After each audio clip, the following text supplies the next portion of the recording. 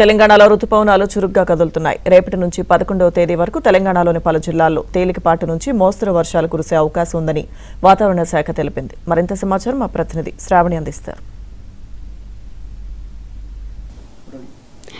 నిన్న చూసుకున్నట్లయితే సుమారుగా మధ్యాహ్నం నుండి సాయంత్రం వరకుగా హైదరాబాద్లో పలు చోట్ల వర్షం అయితే కురిసింది. అదే కాకుండా తెలంగాణ వ్యాప్తంగా చూసుకున్నట్లయితే అన్ని చోట్లలో వర్షాలు కురిశాయని చెప్పొచ్చు. సో అసలు వెదర్ చేంజెస్కి డిఫరెంట్గా అంటే పొద్దునంతా కూడా ఎండ ఉండేసరికి సాయంత్రం అయ్యేసరికి పూర్తిగా మొత్తంగా వర్షం అయితే కురిసింది. సో ఈ రోజు పరిస్థితి ఏంటి అనే పూర్తి సమాచారం ఇవ్వడానికి మనతో అయితే సైంటిస్ట్ రాఘవేంద్ర గారు ఉన్నారు. వారితో మాట్లాడి అసలు ఈ వెదర్కి చేంజెస్కి డిఫరెన్సెస్ ఏంటి, అసలు ఎందుకు ఈ చేంజెస్ వస్తున్నాయి, అసలు మాన్సూన్ రేంజ్ కరెక్టేనా కాదా, ఇప్పుడు కరెక్ట్ మాన్సూన్ రేనా కాదా తెలుసుకుందాం.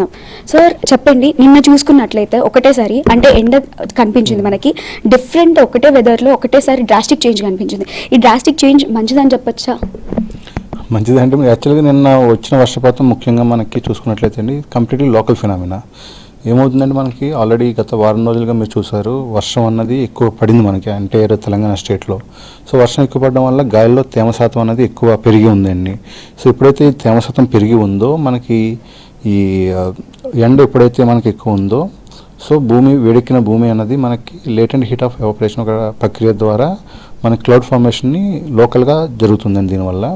సో ఎప్పుడైతే క్లౌడ్ ఫామ్ అయ్యిందో ఆల్రెడీ తేమ శాతం ఉంది అండ్ క్లౌడ్ ఫామ్ అయ్యింది అండ్ ప్రస్తుతం మీరు చూసుకున్నట్లయితే గంటకి 30-40 కిలోమీటర్లు ఉపరితల గాలి వీస్తున్నాయి.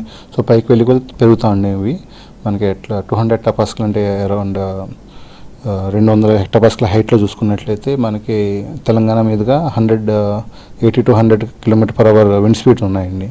సో ఇలాంటి పరిస్థితులు ఏమవుతుందంటే మనకి వర్షం అనేది ఈజీగా ఉండిపోతుంది. సో అందుకే ఎప్పుడైతే దానికి క్లౌడ్ ఉంది వర్షం కురవడానికి కావాల్సిన అన్ని ఏమంటాం ఎన్విరాన్మెంట్ అనేది సెట్ అయ్యి ఉందండి. సో అందుకే మనకి వితిన్ ఫ్యూ మినిట్స్లో మనకి రైన్ పడిపోతుంది. ఒక 10-15 మినిట్స్ మళ్ళీ మీకు రైన్ ఆగిపోతుందండి.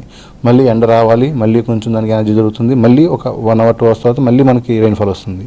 నిన్నంతా మీరు చూసినట్లయితే ఇలాంటిదే అండి.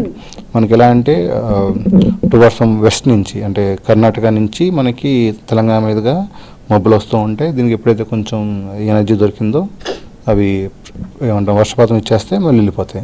సో నిన్నంతా అటువంటి మాన్సూన్ రెయిన్ఫాల్ అని చెప్పలేమండి. ఇది మాన్సూన్ రెయిన్ఫాల్ ఉంటుందంటే ముసురు వాతావరణం ఉంటుంది. అంటే 4-5 రోజులు సూర్యుడే కనబడ్డ మనకి అది జనరల్గా మనం మాన్సూన్ టైంలో చూసేది. బట్ ఇప్పుడున్న పరిస్థితుల్లో అయితే అలాంటి వాతావరణం మనం చూడట్లేదు.